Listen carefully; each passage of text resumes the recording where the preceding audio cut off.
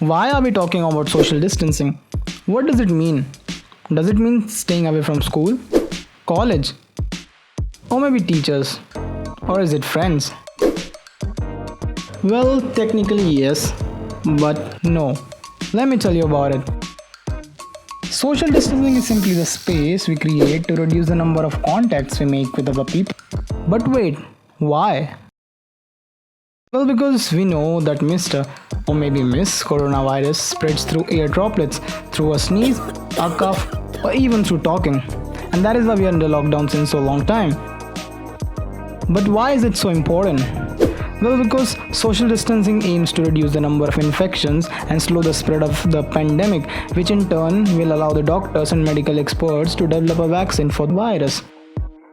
Now, for those who are asking how does social distancing help reduce the number of cases, let's take an example. For sake of simplicity, let's assume that the red dot here represents an infected person. Case 1. No social distancing. As you can see in the simulation, if you come in contact with an infected person, you'll get attacked by the virus and the chain continues for everyone else who comes in contact with you. But let's have a look at case 2. Proper social distancing.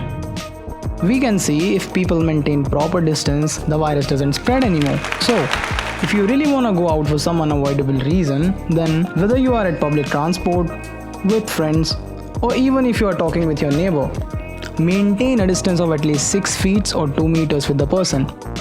So, in the end, I'd like to say that there are a lot of people working out day and night so that we can stay inside. So, follow the rules and help the nation in the battle with the pandemic.